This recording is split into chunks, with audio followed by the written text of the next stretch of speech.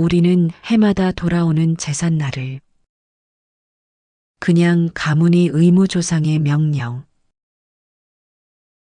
혹은 고된 행사처럼 받아들이곤 합니다. 음식을 장만하고 절차를 지키고 허리 숙이고 조용히 빌고 그러면서 속으론 묻습니다. 대체 이걸 왜 하지? 누군가는 말합니다. 예부터 내려오는 가풍이라 지냅니다. 또 어떤 이들은 어른들 눈치 보이니까 안 할 수 없지요. 돌아가신 부모님이 섭섭해 하실까 봐요. 하고 대답합니다. 하지만 이런 대답들은 마음 한구석을 채우지 못합니다. 왜냐하면 그것은 형식에 대한 설명이지 본질에 대한 깨달음이 아니기 때문입니다. 어느 날 절에 한 신도분이 찾아오셨습니다. 제삿날을 앞두고 무척 힘든 표정이었지요. 스님 제사가 너무 부담스럽습니다. 형제들 사이에 갈등도 생기고 음식 준비도 너무 힘들고 아이들도 불편해합니다. 그런데 지내지 않자니 또 마음이 허하고 지내자니 의미를 모르겠습니다. 그분의 말씀을 들으며 저 또한 오래도록 그 질문을 곱씹었습니다. 우리는 왜 제사를 지내는가? 정말 단지 조상의 혼을 달래기 위해서일까요? 정말로 돌아가신 분이 상을 차려야 기뻐하실까요? 불교에서는 이렇게 말합니다. 제사는 죽은 자를 위한 것이 아니라 살아있는 자의 마음을 밝히는 수행이다. 그 말은 곧 제사의 진짜 목적은 조상을 기쁘게 하려는데 있는 것이 아니라 조상을 통해 나 자신을 돌아보는 데 있다는 뜻입니다. 조상의 제삿날, 우리는 음식을 장만하고 향을 피우며 그분의 생전 모습을 떠올리게 됩니다. 그분이 어떤 삶을 살았고, 어떤 사랑을 주셨고, 어떤 아픔을 간직하고 떠나셨는지를 다시금 마음 안에 새기게 되지요. 그 순간 잊고 있었던 인연의 끈이 되살아납니다. 그리고 그 인연을 바라보며 우리는 나는 지금 어떤 삶을 살고 있는가 스스로에게 묻습니다. 불교에서는 이처럼 삶을 돌아보고 마음을 깨우는 일을 수행이라 말합니다. 그러므로 제사란 우리의 일상 속에 자연스럽게 깃든 하나의 수행입니다. 하지만 현대의 우리는 너무 바쁩니다. 삶은 쉴 틈 없이 돌아가고 제사의 의미는 갈수록 흐릿해져 갑니다. 어느 순간부터 제사는 고된 행사이자 부담스러운 전통으로만 여겨지게 되었지요. 그러다 보니 많은 가정에서 올해부터는 제사 줄이자, 차라리 생전에 잘하자, 조상보다 내 가족이 더 중요하다는 이야기가 나옵니다. 그 말들이 틀린 건 아닙니다. 실제로 형식에만 얽매여 정작 살아있는 가족에게 소홀해지는 모습도 많이 봅니다. 그래서 불교에서도 공양은 살아있는 부모에게 먼저 하라고 가르칩니다. 그러나 그것은 죽은 이를 위한 제사는 의미가 없다는 뜻이 아닙니다. 제사의 참뜻은 우리가 받은 은혜를 기억하고 그 은혜 앞에 고개 숙이는 마음의 훈련에 있습니다. 그 마음이 담겨 있지 않다면 아무리 많은 음식을 차려도 그건 공양이 아니라 단지 의례일 뿐입니다. 부처님께서는 마음이 없는 예는 곧 헛된 껍데기라고 하셨습니다. 그 말씀처럼 우리가 올리는 향 하나, 절 한 번이 마음에서 우러나야 그것이 비로소 공덕이 됩니다. 한 제자가 부처님께 여쭌 적이 있습니다. 세존이시여, 이미 세상을 떠난 부모를 위해 무엇을 할 수 있습니까? 부처님께서는 조용히 미소 지으시며 말씀하셨습니다. 그들을 위해 공양하고 그들의 이름으로 선업을 짓고 그들의 삶을 떠올리며 참회하는 마음을 내는 것. 그것이 살아있는 자가 죽은 이를 위하는 길이니라. 이 말씀이 가슴을 울립니다. 우리는 제삿날 이 세상에 계시지 않는 이들을 위한 공양을 올립니다. 하지만 실상은 그 공양은 돌아가신 이를 위한 것이 아니라 지금 살아있는 나 자신을 위한 참회의 시간인 것입니다. 왜냐하면 그분들의 생이 있었기에 오늘의 내가 가능했고 그 은혜를 돌아보는 마음이 깨어 있을 때 우리는 지금 이 삶을 더욱 단단히 살아낼 수 있기 때문입니다. 이제 다시 조용히 제삿날을 떠올려 봅니다. 절을 올리는 그 짧은 순간에 우리는 잠시 멈춥니다. 그리고 마음속으로 묻습니다. 그분은 어떤 삶을 사셨는가? 그분은 어떤 마음으로 나를 보셨을까? 나는 지금 그분께 부끄럽지 않은 삶을 살고 있는가? 그 물음 하나하나가 제사를 단순한 형식을 넘어 수행의 문으로 이끌어 줍니다. 그래서 부처님께서는 공양이란 깨달음의 문을 여는 열쇠다라고도 하셨습니다. 오늘 우리가 다루려는 주제, 제사를 지내는 진짜 이유는 단순한 조상 의례에 관한 이야기가 아닙니다. 내 삶과 인연, 은혜와 참회, 그리고 현재의 나를 묻는 깊은 물음입니다. 제사가 왜 중요한지, 그 제사의 마음이 어떻게 삶을 바꾸는지, 부처님과 제자들의 이야기 속에서 하나씩 풀어가 보겠습니다. 여러분, 오늘 이 시간이 단순히 제사를 이해하는 시간을 넘어 내 인생을 돌아보고 다시 단단히 걸어나가는 마음의 자리가 되길 진심으로 기도드립니다. 제사는 인연을 기억하는 공부입니다. 어느 날 부처님께서는 나란다 지방의 한 마을을 지나시다가 장례를 치르고 돌아오는 한 무리의 사람들과 마주하셨습니다. 그들은 슬픔에 젖어 있었고 조용히 고개를 숙인 채 무언가를 속삭이며 지나갔습니다. 그 모습을 본 안한 존자는 조심스레 여쭈었습니다.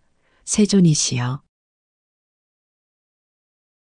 저들은 이제 돌아가신 분에게 공덕을 쌓을 수 없으니 모두 헛된 애도일 뿐 아닙니까? 그러자 부처님께서는 길을 멈추시고 말씀하셨습니다. 사람이 세상을 떠나면 육신은 사라지나 그 사람의 인연과 업은 마음에 남는다. 그 인연을 기억하고 공덕을 짓는 이는 그 업을 밝게 이끌 것이다. 여러분, 이 말씀이 바로 오늘 우리가 다루고자 하는 제사의 핵심입니다. 제사는 죽은 이를 위해서가 아닙니다. 오히려 살아있는 자가 그 인연을 잊지 않기 위해 지내는 것입니다. 살면서 우리는 수많은 인연을 만납니다. 가족, 친구, 스승, 동료, 그 중에서도 가장 깊은 인연은 부모와 조상입니다. 왜일까요? 부모는 나를 낳아준 이들입니다. 조상은 그 부모의 부모입니다. 그 한 생이 이어지고 이어져 지금의 나라는 존재가 형성되었습니다. 불교에서는 이러한 생명의 흐름을 연기라고 부릅니다.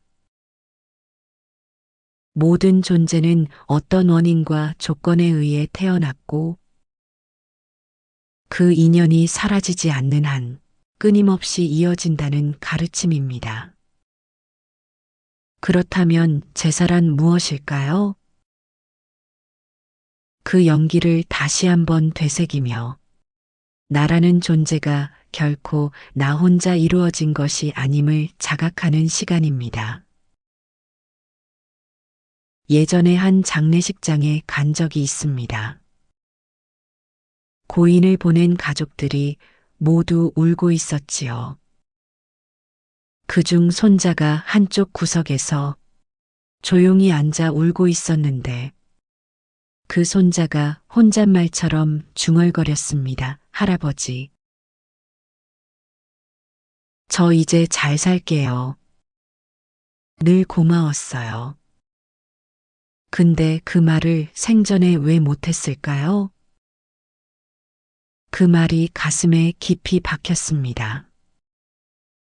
살아계실 때는 바빠서 부담스러워서 말하지 못했던 그 고마움과 후회. 그것이야말로 우리가 제사에서 다시 꺼내어 마주하는 마음의 진실 아닐까요?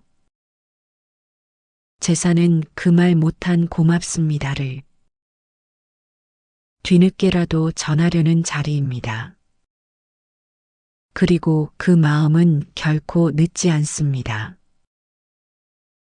불교에서 말하는 공양이란 단지 음식을 차리는 것이 아니라 내 마음을 다해 기억하고 기도하며 인연을 되살리는 행위입니다. 한 번은 절에 60대 신도님이 오셔서 조심스럽게 묻습니다. 스님, 저는 부모님을 원망한 적이 많습니다. 어릴 적 많이 외로웠고 그때는 그분들이 저를 사랑하지 않는 줄 알았어요. 그래서 제사도 안 지냈어요.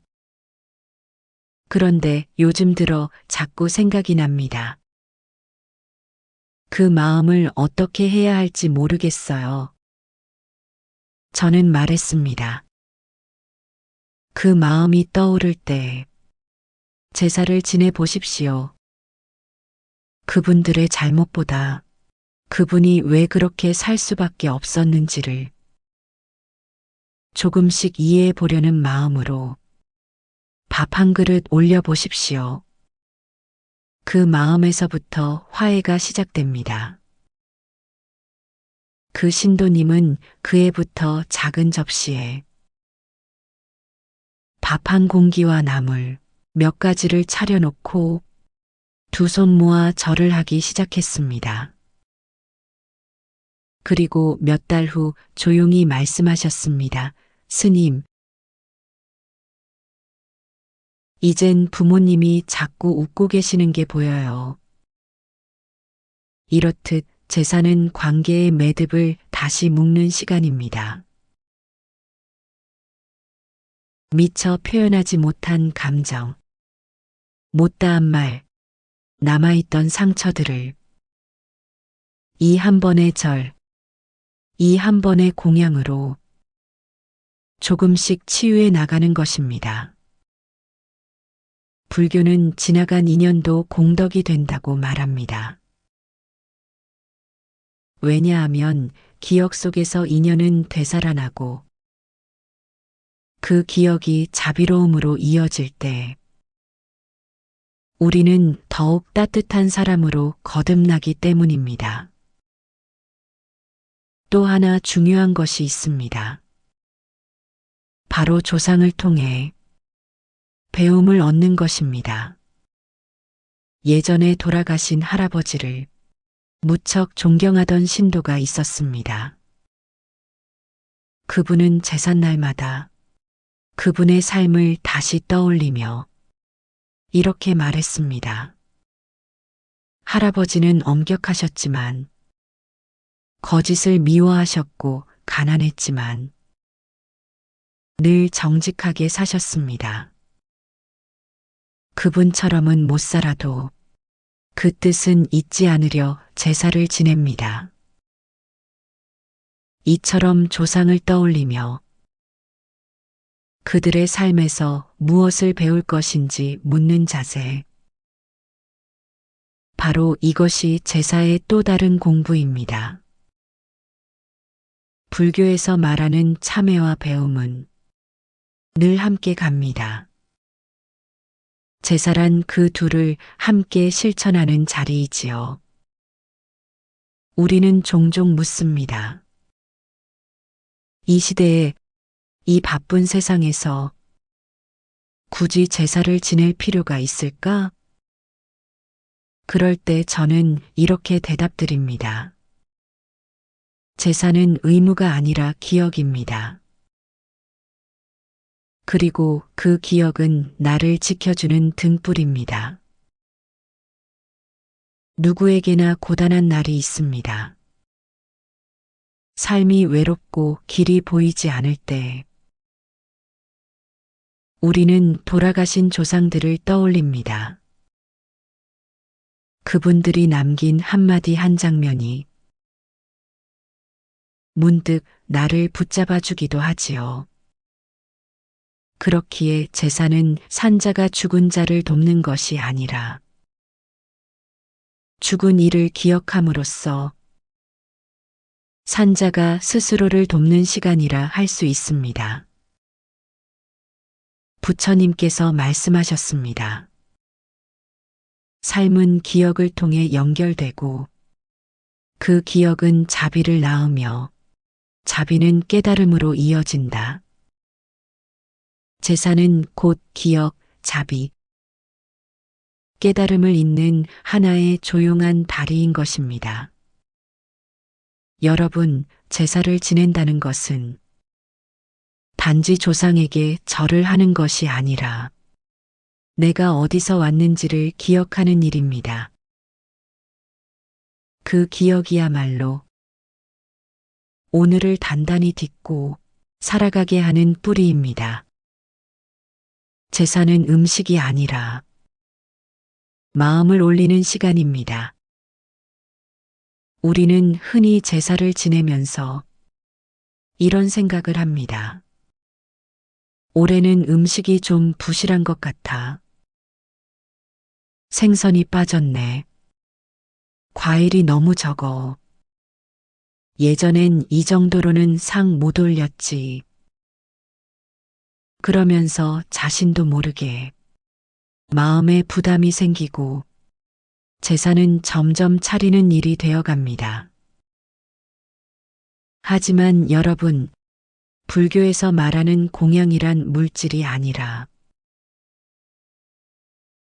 마음의 정성을 올리는 일입니다.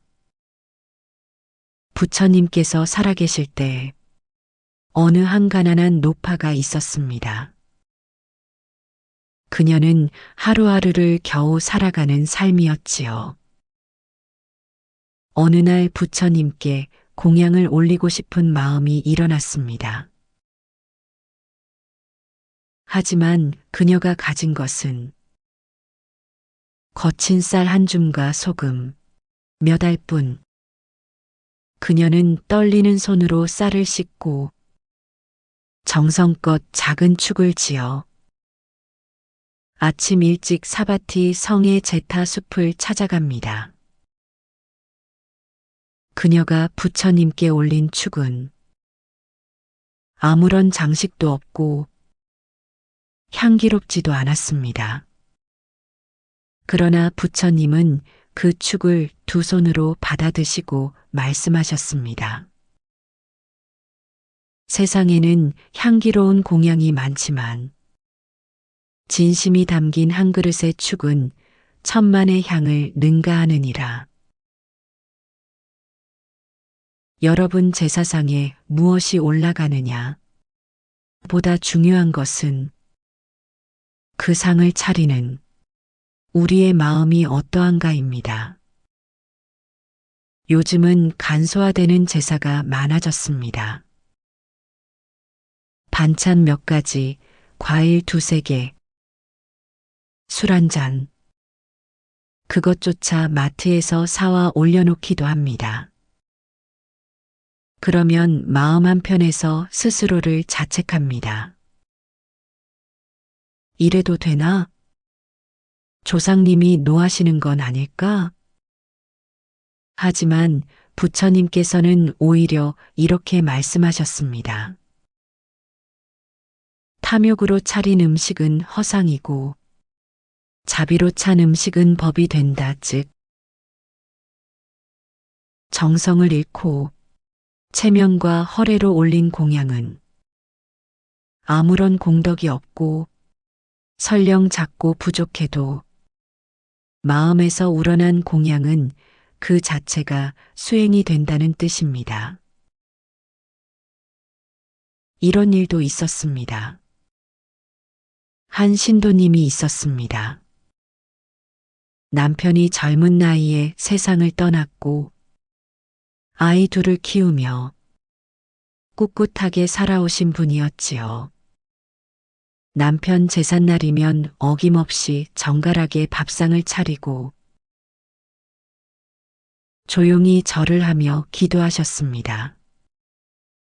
그런데 어느 해부터는 몸이 약해져 상을 차리기도 힘들게 되었습니다.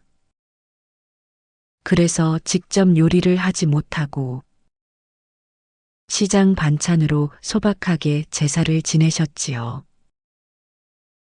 그분은 눈물을 머금고 제게 말씀하셨습니다. 스님, 이젠 이것밖에 못 차려드려요. 정말 죄송한 마음뿐입니다. 제가 그분께 드린 말씀은 단순했습니다. 보살님, 지금 그 마음이 바로 최고의 공양입니다. 그 한 그릇에 담긴 것이 진짜 눈물이고 그리움이고 사랑입니다. 제사의 핵심은 조상을 위한 외형적 행위가 아니라 조상과 나 사이에 흐르는 마음의 대화입니다. 불교에서는 그것을 삼업으로 설명합니다. 삼업이란 몸, 말, 마음으로 짓는 모든 행위를 뜻합니다. 절을 올리는 것은 몸의 공양, 기도를 드리는 것은 말의 공양, 그리고 조용히 감사와 참회의 마음을 내는 것은 마음의 공양입니다. 이 세 가지가 갖춰졌을 때 비로소 그 공양은 부처님께 닿고 조상의 마음에도 도달하게 되는 것이지요. 때론 제사상 앞에 앉아 밥 한 그릇을 올려놓고 아무 말 없이 눈을 감는 것만으로도 충분합니다. 그 순간 마음속으로 이야기하지요. 아버지, 어머니, 제가 요즘 많이 지칩니다. 그래도 이렇게 밥 한 그릇 올릴 수 있는 마음이 남아 있어서 다행입니다. 그렇게 속마음을 고백하는 순간 그 자리는 더 이상 의뢰의 자리가 아니라 나와 인연을 맺었던 이들과 다시 이어지는 수행의 자리가 됩니다. 제사의 음식은 바뀔 수 있습니다. 형식은 변할 수 있습니다. 하지만 바뀌지 말아야 할 것이 있습니다. 그것은 바로 진심입니다. 진심은 돈이 들지 않습니다. 누구나 낼 수 있습니다. 그리고 그 진심만이 우리 마음의 빈자리를 채워줍니다. 한 수행자는 이렇게 말했습니다. 나는 어릴 때 아버지를 잃고 그 뒤로는 제삿날만 되면 마음속에서 아버지와 대화를 합니다. 아버지가 뭐라고 하시는 건 아니지만 그날 하루는 왠지 힘이 납니다. 여러분, 이것이 바로 제사의 진짜 힘입니다. 죽은 이를 되살리는 것이 아니라 내 안에 있었던 기억과 마음을 되살리는 시간. 그리하여 다시 살아갈 용기를 얻는 시간. 제사의 밥상은 그래서 음식이 아니라 마음의 상입니다. 그 위에 올리는 것은 불고기나 전이 아니라 그리움, 참회, 고마움, 그리고 다짐입니다. 마지막으로 부처님의 말씀을 하나 더 전해드립니다. 그대가 공양을 올릴 때 그 마음이 고요하고 그 복이 이어지리라. 이 말씀처럼 오늘 우리가 올리는 마음 하나가 내 삶의 내일을 밝히고 또한 다음 세대에게 따뜻한 등불이 됩니다. 제사는 외형이 아닙니다. 조용한 밥 한 그릇, 절 한 번, 그리고 그 안에 담긴 한 줄의 기도가 제사의 전부이자 전부 이상입니다. 제사는 죽은 자를 위한 것이 아니라 산자의 길입니다. 여러분, 우리가 제사를 지낼 때 자주 떠오르는 생각이 있습니다. 돌아가신 조상이 이걸 정말 받으실까? 제사상을 올리면 조상님이 기뻐하실까? 어디선가 보고 계실까? 이런 질문들은 그만큼 우리가 죽음에 대해 깊이 생각하고 있다는 증거입니다. 그리고 동시에 죽음 이후에도 인연은 끝나지 않는다는 마음이 우리 안에 깃들어 있다는 뜻이기도 하죠. 불교는 이 죽음 이후의 세계에 대해 공포나 종교적 환상을 말하지 않습니다. 부처님께서는 생과 사를 이어진 하나의 흐름으로 보셨습니다. 죽음은 끝이 아니라 조건의 소멸이며 그 조건이 닿으면 새로운 조건이 태어난다. 이 말씀은 매우 중요합니다. 죽음은 단절이 아니라 하나의 인연이 그 모습을 바꾸는 것이라는 뜻이지요. 그렇기에 우리는 제사를 지낼 때 돌아가신 조상을 향해 절하는 것이 아니라 그분들과 내가 맺었던 인연을 되새기며 스스로에게 질문을 던지는 것입니다. 한 번은 저에게 한 청년이 와서 이런 질문을 했습니다. 스님, 저는 아버지와 사이가 좋지 않았습니다. 술 드시고 화내시고 어릴 때 무서운 기억만 남아 있어요. 그런데 아버지 돌아가시고 나서 제사 지내려니까 뭐가 뭔지 모르겠습니다. 그 청년의 말이 제 가슴에 오래 남았습니다. 그는 제사상을 앞에 두고 갈등하고 있었던 겁니다.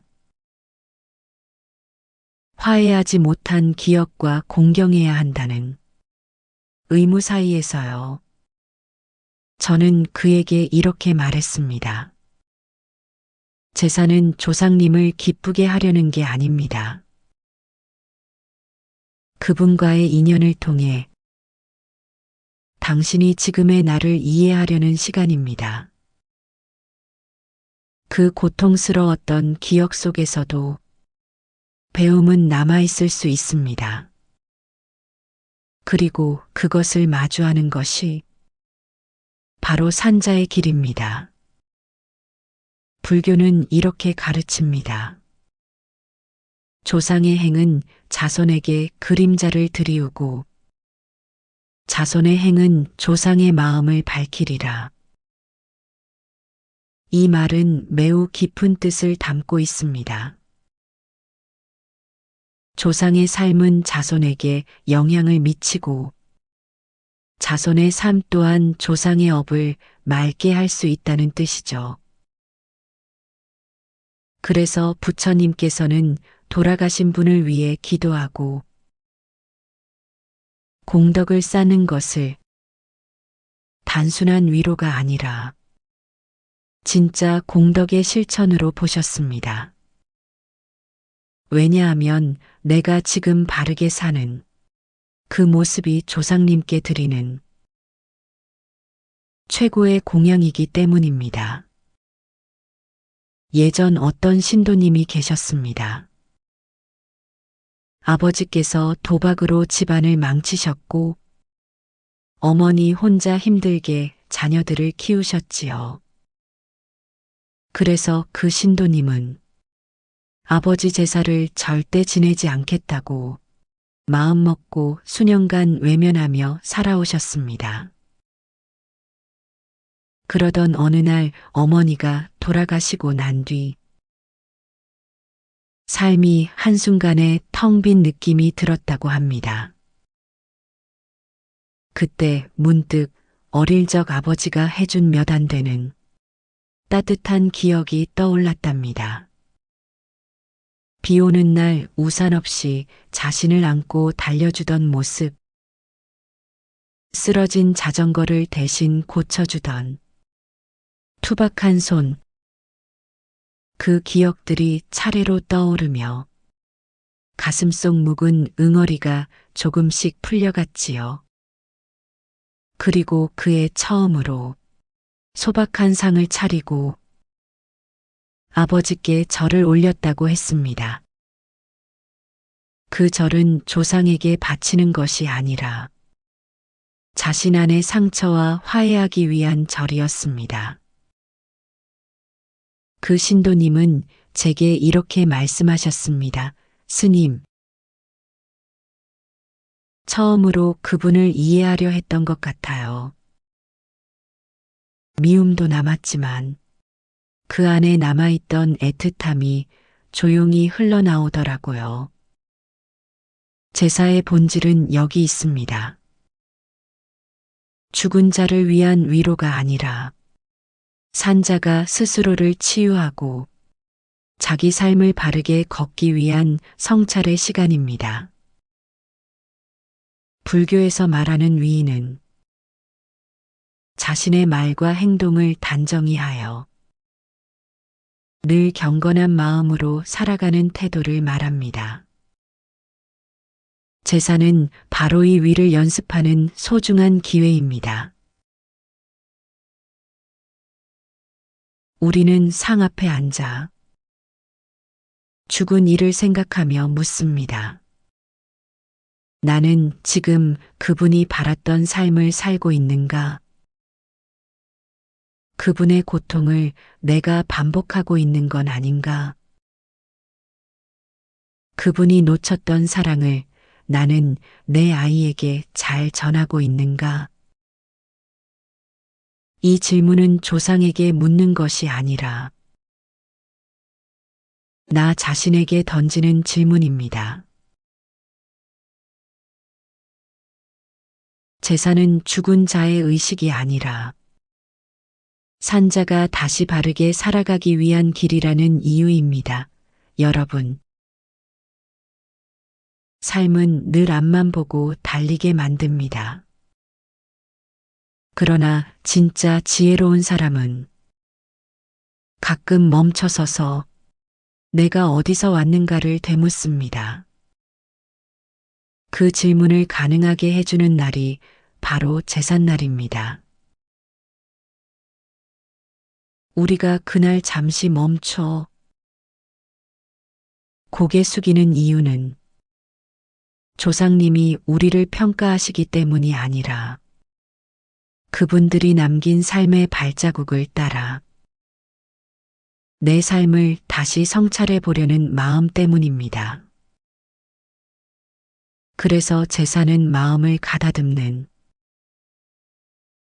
가장 조용한 수행이라 불리는 것이지요. 부처님께서는 이렇게 말씀하셨습니다.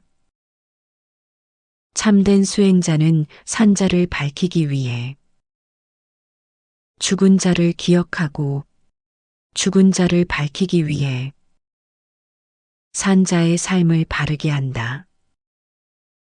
제사를 지내는 진짜 이유는 죽은 이들을 잊지 않기 위함이 아닙니다.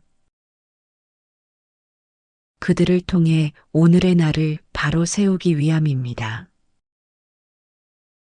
이제 우리는 제사를 단지 옛 풍속이나 가문의 전통이 아닌 내 삶을 돌아보게 하는 영적 기회로 바라봐야 합니다. 그리고 그것이 바로 불교가 말하는 공덕의 시작이며 부처님께서 말씀하신 기억의 수행이자 인연의 자비입니다. 형식보다 중요한 것 진심하나 여러분 요즘 시대에는 제사를 꼭 지내야 하느냐는 질문이 참 많습니다.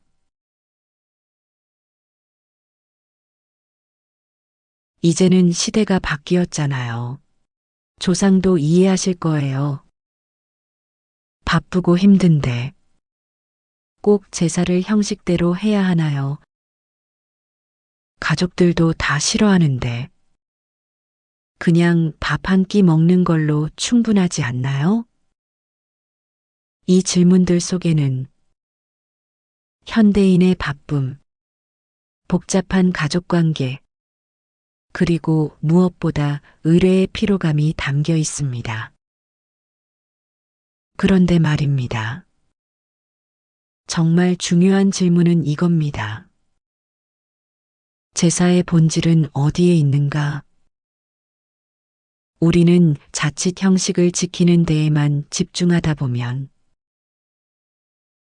정작 정성과 마음을 잃어버릴 때가 많습니다. 불교에서는 이를 무주공덕이라 말합니다. 금강경에서 부처님께서 제자 수보리에게 이렇게 말씀하셨지요. 보시를 하되 상에 머물지 말라. 색에 머물지 말고 소리에 머물지 말며 향미 촉법에 머물지 말라. 그리하여 마음이 머무는 바 없이 보시하는 자, 그 공덕은 헤아릴 수 없느니라. 이 말은 깊은 수행의 통찰을 담고 있습니다. 머무르지 말라는 것은 겉모습이나 형식에 집착하지 말고 진심에서 우러난 행위를 하라는 뜻이지요. 제사도 그렇습니다. 비록 전을 붙이지 않아도 삼색나무를 올리지 않아도 그날 그 자리에 앉아 두 손을 모아 감사합니다.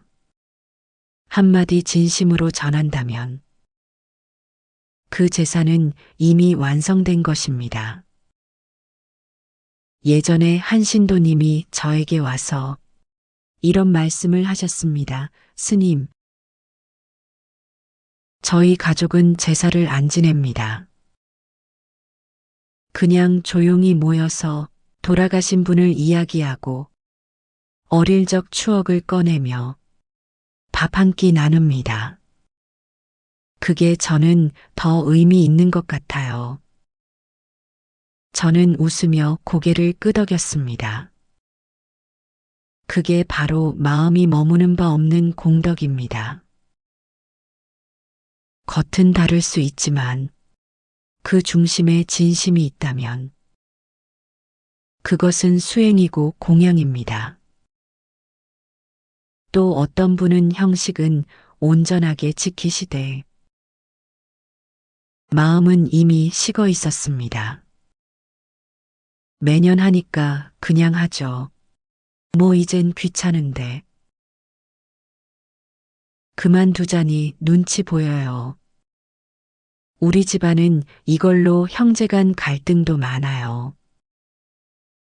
이런 말씀을 들을 때마다 안타까운 마음이 듭니다. 왜냐하면 형식만 남고 정작 진심은 사라진 제사는 부처님께서 말씀하신 공덕과는 거리가 멀기 때문입니다. 불교는 언제나 의식을 수단으로 삼고 마음을 본질로 삼으라고 가르칩니다. 즉, 제사의 본질은 전통을 지키는 데 있는 것이 아니라 마음을 깨우는 데 있다는 것입니다. 형식은 변할 수 있습니다. 시대가 바뀌면 그에 맞는 모습으로 바뀌는 게 자연스럽습니다. 하지만 마음은 변하지 않아야 합니다. 그 인연을 잊지 않겠다는 마음 감사와 참회, 그리고 성찰의 마음. 그것이 있다면 제사상에 오르는 것은 금가루를 뿌린 떡이 아니라 고요한 기도 그 자체일 것입니다. 한 가지 일화를 나누고 싶습니다. 한 중년의 아들이 있었습니다. 그는 도시에서 성공한 사업가였고 고향집의 제사는 늘 어머니가 맡고 계셨습니다. 그러던 어느 해 어머니가 쓰러지시고 나서 그는 처음으로 제사상을 차리게 되었습니다. 고가의 음식, 비싼 접시, 정갈한 세팅까지 보기엔 완벽한 상이었습니다. 하지만 상 앞에 앉은 순간 무언가 허전하다는 걸 느꼈다고 합니다. 그는 자신이 어린 시절 어머니가 직접 끓여주시던 된장국 냄새가 그립다고 말했습니다. 그 순간 그는 눈물을 흘렸습니다. 스님, 그제야 알았어요. 어머니가 차리시던 그 투박한 음식에 어떤 마음이 들어 있었는지를요. 그렇습니다. 진심은 그리운 냄새로 기억되고 가슴을 울리는 기억으로 살아남습니다. 제사란. 그 기억의 냄새를 되살리고 그 마음을 이어주는 의식입니다. 불교에서는 지극정성을 최고의 수행이라고 말합니다. 지극한 정성이 깃든 절 한 번은 100만 번의 기도보다 깊고 지극한 정성이 담긴 밥 한 그릇은 1000만 그릇의 산의 진미보다 더 무겁습니다. 우리가 지켜야 할 것은 상차림의 복잡함이 아니라 그날 하루만큼은 조용히 그분을 떠올리는 마음, 그리고 그 인연을 망각하지 않겠다는 다짐입니다. 부처님은 말씀하셨습니다. 공덕은 외형이 아니라 마음에서 비롯되며 그 마음이 고요할 때 진실로 복이 생기느니라. 여러분, 이제 우리는 물어야 합니다. 나는 지금 마음으로 제사를 지내고 있는가? 형식에 머물지 않고 정말 그분을 기억하고 있는가? 그 물음 앞에 우리는 다시 겸허해지고 다시 조용히 두 손을 모으게 됩니다. 그 손바닥 위에 얹혀진 것은 떡도 생선도 전도 아닌 진심 하나입니다. 그 하나만 있으면 그 제사는 충분하고 그 삶은 단단합니다. 제사는 감사와 참회의 문을 여는 열쇠입니다. 여러분, 우리가 제사를 지내는 이유를 다시 한번 되짚어 본다면 그 핵심에는 두 가지 마음이 담겨 있습니다. 바로 감사와 참회입니다. 감사는 내가 받은 것을 잊지 않으려는 마음이고, 참회는 내가 놓친 것을 되찾으려는 마음입니다. 제사란 바로 이 두 마음을 마주하는 시간입니다. 그리고 그것이 바로 불교가 제사를 수행의 문이라 부르는 이유입니다. 어느 날 부처님께 한 제자가 조용히 여쭈었습니다. 세존이시여, 저는 젊은 시절 부모님을 원망하고 떠나왔습니다. 그분들이 돌아가시고 난 뒤 제 안에는 깊은 후회와 슬픔이 남아 있습니다. 지금이라도 그분들께 무언가를 할 수 있는 길이 있을까요? 부처님께서는 제자의 손을 조용히 잡으시고 이렇게 말씀하셨습니다. 그대가 그들을 위해 공양하고 그대가 그들을 위해 선한 삶을 살아간다면 그 마음이 곧 공덕이 되느니라. 참회란 입으로 하는 것이 아니라 삶으로 드러나는 것이니라. 이 얼마나 따뜻한 말씀입니까? 부처님께서는 이미 떠난 이들을 위한 가장 큰 선물은 남은 이가 감사와 참회의 삶을 살아가는 것이라고 하셨습니다. 그래서 제사는 죽은 이를 위한 것이 아니라 내 안의 감사를 깨우고 참회의 문을 여는 수행이 되는 것입니다. 한 번은 저에게 60대 후반의 신도님이 오셨습니다. 그분은 어릴 때 어머니를 잃고 아버지 밑에서 자랐다고 합니다. 아버지는 무뚝뚝하고 엄격한 분이셨고 정으로는 단 한 번도 포옹한 적 없었답니다. 그래서 그 신도님은 아버지에 대한 기억이 늘 싸늘하고 불편했답니다. 그런데 아버지께서 돌아가신 후 매년 제사를 지내며 문득문득 새로운 기억이 떠오르기 시작했다고 합니다. 어린 시절 새벽밥 짓던 소리 학교 가는 뒷모습을 조용히 바라보던 시선, 밤늦게 돌아오신 아버지가 자신의 이불을 덮어주던 그 손길 스님, 제가 너무 많은 것을 뒤늦게 깨닫고 말았습니다. 제사는 그 모든 걸 떠올리게 해줬어요. 그분의 고백은 많은 것을 말해주고 있습니다. 우리는 살아있을 때는 모르고 떠나고 나서야 비로소 보이는 것이 있습니다. 그리고 그 늦은 깨달음을 미안함으로만 남겨두지 않고 기도로, 절로, 공양으로 올리는 자리, 그게 바로 제사입니다. 불교에서는 참회를 가장 큰 지혜의 시작이라 말합니다. 대반열 반경에서는 이렇게 말합니다. 참회란 어리석음을 끊는 칼이며 참회란 업장을 지우는 물이며 참회란 다음 생을 밝히는 등불이다.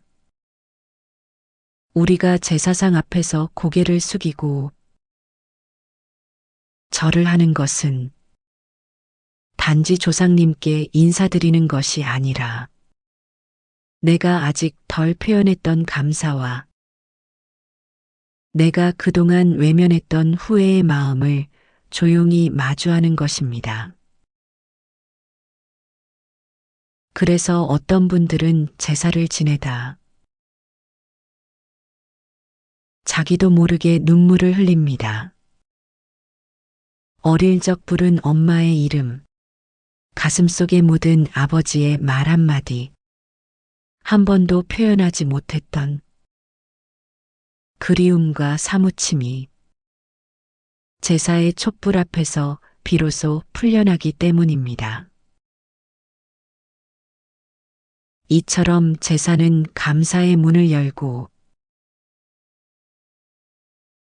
참회의 길을 안내합니다. 그리고 그것은 내가 더 좋은 사람이 되는 길입니다. 한 신도님은 젊은 시절 부모님을 원망하며 떠나듯 집을 나와 10수년 동안 연락을 끊고 살았습니다. 하지만 부모님이 돌아가신 후 그분은 인생이 무너지는 듯한 허무를 느꼈다고 합니다. 그 허무 속에서 처음으로 조상의 묘를 찾아가 한참을 울며 빌었다고 합니다. 다 용서해 주세요. 제가 철이 없었습니다. 그리고 감사합니다. 사랑합니다. 그분은 그 이후 해마다 제사를 정성껏 지내며 스스로 말했습니다. 스님 제사는 저를 다시 살아가게 했습니다. 감사할 줄 아는 인간으로, 죄송할 줄 아는 인간으로요. 제사는 그 누구를 위한 것도 아닙니다. 결국은 나 자신을 위한 수행입니다. 고개 숙여 절하면서 내가 받은 것들을 다시 떠올리고 말하지 못한 고마움을 되새기며 삶을 다시 시작하는 자리. 그것이 바로 불교가 말하는 참회와 감사의 길입니다. 우리는 매일 바쁘게 살아갑니다. 하지만 단 한 번이라도 제사상 앞에서 조용히 눈을 감고 고맙습니다. 죄송합니다.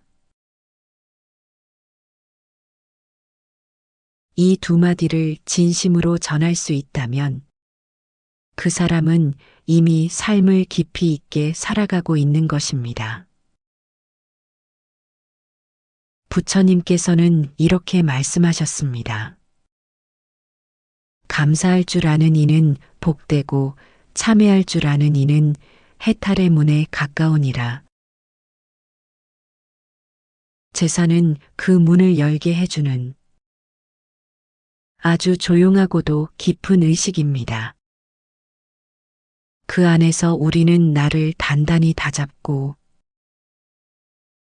나의 삶을 다시 쓰게 됩니다. 이제 우리는 제사를 통해 죽은 이에게 예를 올리는 것을 넘어 살아있는 나의 삶을 다시 세우는 수행으로 삼아야 합니다. 감사함을 되새기고 참회의 고요함 속에서 다시 걸어갈 마음을 얻는 것.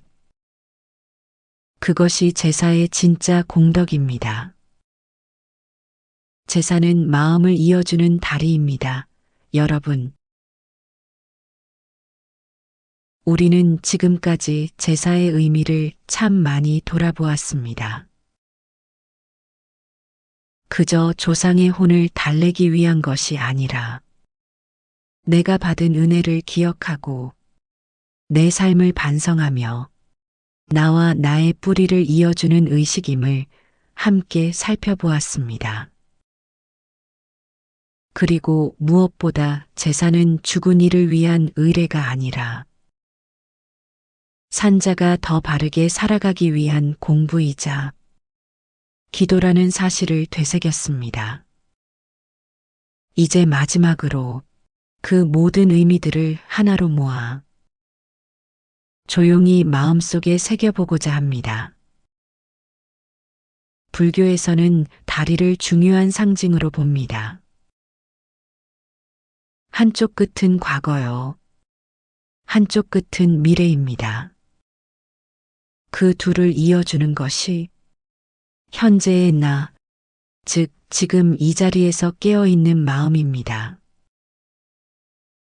그렇다면 제사는 어떤 의미에서 다리일까요? 첫째, 과거와 현재를 잇는 다리입니다. 조상의 삶은 지나간 과거입니다. 그분들은 이 세상에 더 이상 계시지 않지만 그분들의 흔적은 지금 내 안에 남아 있습니다. 그 삶의 무게, 그 손의 온기, 그 말의 가르침은 오늘의 나를 만들었습니다. 제사를 지낸다는 것은 그 과거의 인연을 지금 이 자리에서 기억하고 있는 것입니다. 그 기억이 있다면 지금 내가 서 있는 이 땅은 더 이상 외롭지 않습니다. 나는 혼자가 아니라 수많은 삶의 연속선 위에 서 있는 하나의 존재라는 자각이 생깁니다. 이 자각은 곧 존재에 대한 깊은 감사를 불러옵니다. 둘째, 사람과 사람을 잇는 다리입니다. 많은 가정에서 제사는 형제자매가 한자리에 모이는 날이기도 합니다. 때로는 갈등도 있지만 그 갈등 속에서도 우리는 우리가 같은 부모의 자식이구나. 우리가 같은 조상의 피를 이어받았구나 하는 무언의 유대감을 확인하게 됩니다. 부처님께서는 인연법을 강조하셨습니다. 모든 존재는 인연으로 연결되어 있다. 그 인연을 자각하는 순간 사람은 고립에서 벗어나 자비를 배우게 된다. 제사는 그 자비의 시작점이 될 수 있습니다. 서먹했던 사이가 절 한 번, 밥 한 끼로 조금씩 가까워지고 오랜 상처가 묵묵한 기도로 조금씩 아물어갑니다. 그 작은 틈을 메워주는 것이 제사의 역할이며 그 연결의 힘이 가족과 이웃 세상을 조금 더 따뜻하게 만들어가는 것입니다. 셋째, 삶과 죽음을 잇는 다리입니다. 우리는 누구나 죽음을 두려워합니다. 하지만 불교는 죽음을 두려워하지 말라고 가르칩니다. 왜냐하면 죽음은 끝이 아니라 변화이며 단절이 아니라 전환이기 때문입니다. 부처님께서는 이렇게 말씀하셨습니다. 죽음을 맞이한 이가 진심으로 기억될 때 그의 삶은 여전히 살아있는 이의 길이 된다. 제사는 죽은 이를 부르는 것이 아닙니다. 그분의 삶에서 내가 배울 것, 내가 물려받은 마음, 내가 이어갈 사랑을 되새기는 의식입니다. 그렇게 죽은 이의 삶은 단지 과거가 아니라 오늘을 비추는 등불이 됩니다. 그리고 그 등불은 내 삶을 더 단정하게, 더 조심스럽게, 더 진심으로 살아가게 만듭니다. 넷째, 자신과 자신을 잇는 다리입니다. 삶이 고단하고 마음이 흔들릴 때 우리는 종종 나는 누구인가? 나는 왜 이렇게 살아야 하는가라는 질문 앞에 서게 됩니다. 그 질문에 대한 해답은 지금 내 삶을 있게 한 사람들과의 인연 안에서 찾아야 합니다. 제사란 그 인연의 뿌리를 다시 확인하는 시간이기도 합니다. 내가 받은 사랑, 내가 놓친 후회, 내가 표현하지 못한 감정들, 그 모든 것이 제사의 절 한 번 기도한 줄로 조용히 피어나고 나의 내면과 다시 연결됩니다. 그 순간 우리는 스스로에게 말할 수 있게 됩니다. 나는 외롭지 않다. 나는 이어져 있다.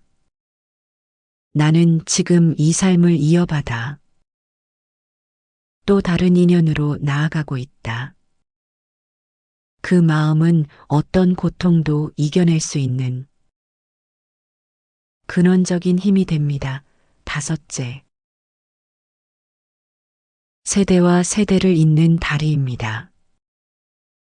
아이들이 자라고 다음 세대가 생길수록 우리는 고민하게 됩니다. 이 아이들은 조상을 기억할까? 우리의 전통은 남을까? 이 깊은 마음은 어떻게 전해줄 수 있을까? 그 질문이 해답도 제사 안에 있습니다. 비록 제사의 형식은 달라질 수 있어도 그날 하루 아이들에게 조심스레 말해주는 것입니다. 이분이 너의 할아버지야. 참 자상한 분이셨지. 내가 지금 이렇게 잘하는데 그분의 수고와 기도가 있었단다. 그 한마디가 그 아이의 마음속에 작은 씨앗으로 심깁니다. 그 씨앗은 어른이 되어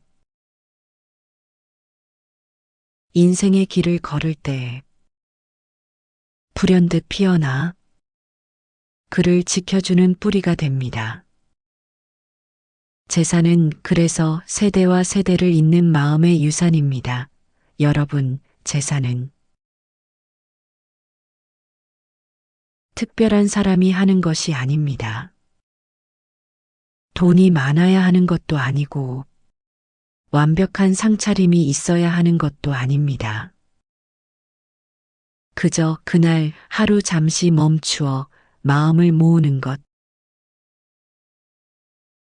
인연을 기억하고 삶을 다짐하는 것, 그것이면 충분합니다. 제사는 기도입니다. 다짐입니다. 감사입니다. 참회입니다.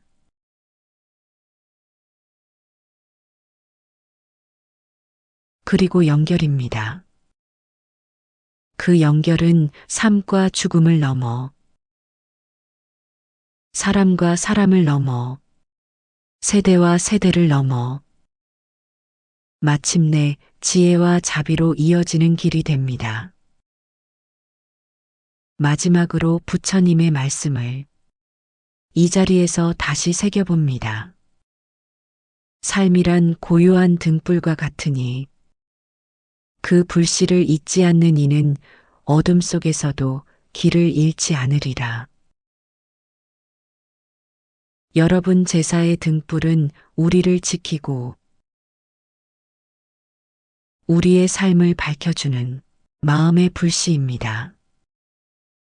오늘도 평온한 하루 되시기를 기도드립니다. 감사합니다.